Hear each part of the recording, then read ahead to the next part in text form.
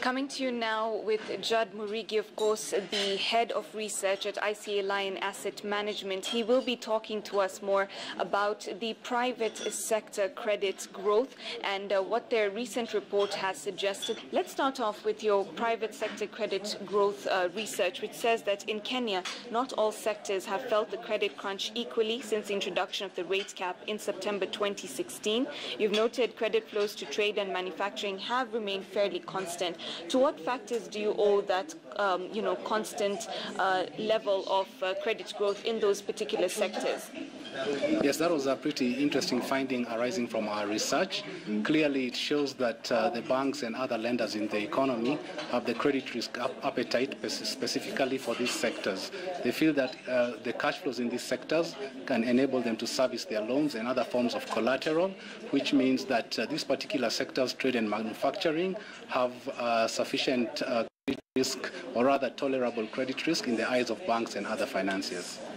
All right, but now let's look at agriculture, which you've seen has not enjoyed a great amount of credit flow. 5 to 7% of the private sector credit in Kenya and Tanzania over the last, over the last couple of years has been that trend. But in Uganda, it's at over 10%. Why do you think there's a discrepancy, especially between Uganda and Kenya, when it comes to this sort of credit activity in agriculture? I think it's probably an issue of policy. Perhaps in Uganda, they've managed to have the right type of policy interventions in the agricultural sector, such that the banks and other financiers in that particular country feel more comfortable lending to the agriculture sector, where probably in Kenya and Tanzania, the policy needs to be enhanced, such that financiers can be more comfortable lending to the agriculture sector, and the risks, being able to tolerate the risks in those sectors. That's why initiatives like crop insurance and other credit enhancement initiatives need to be pursued in the agriculture sector to enable this sector to have more access to credit. But especially as we look at it in light of the Big Four agenda and food security and mechanization of the agriculture process that is supposed to, bolster more innovation in agriculture and more investment. Do you see an upward trend in further agricultural investment in coming years? Yes, I think in that sense, the Big Four agenda has its priorities right by focusing on food security. Agriculture has the greatest potential for transforming economies in Africa, perhaps even more than manufacturing. And increasingly, we are seeing credit flows just from financiers and also from private investors focused on the agricultural sector. So yes, I do see an increase in investment in the agricultural sector. However, for that to be optimized, we need policy in the agriculture sector to be enhanced to enable or to facilitate more credit flows and capital flows to the agriculture sector.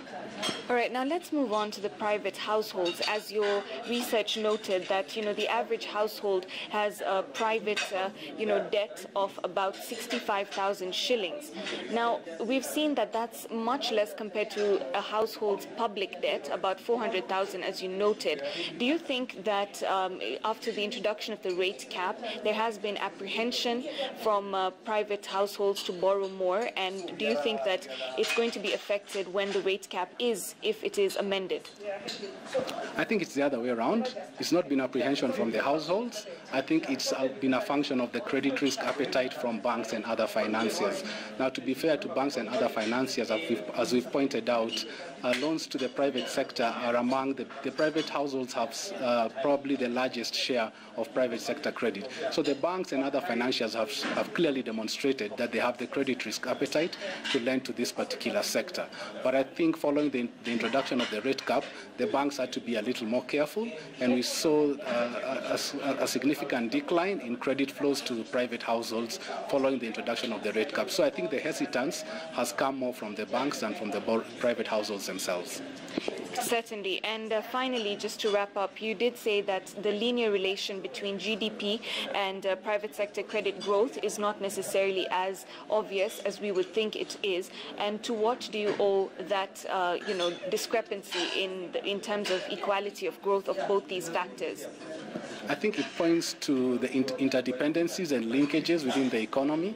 So like we said, despite the trade and manufacturing sector continuing to receive relatively stable credit flows, even after introduction of the rate cap, we've seen GDP growth in those particular sectors slow down from the levels prior to the rate cap. And I think this points to the fact that other sectors have struggled in terms of access to private sector credit, especially transport and communication. And also other sectors have slowed down in terms of GDP growth due to sector-specific factors. And I think what this points to is the interrelationships and linkages. For example, if the transport and communication segment is slowing down in terms of GDP growth, this will definitely affect the trade and manufacturing segment. So I think it shows that our economy is becoming more and more integrated, and really what you need to see is growth in more sectors and more broad-based growth, and this will enable the larger sectors to achieve their potential in terms of growth. All right, thank you very much for speaking to us. Thank you, Malika. All right, that is, of course, Judd Murigi, Head of Research, ICEA Asset Management, ICEA Lion Asset Management, speaking to us on Business Today and shedding some light on research that they have conducted with regards to private sector credit growth.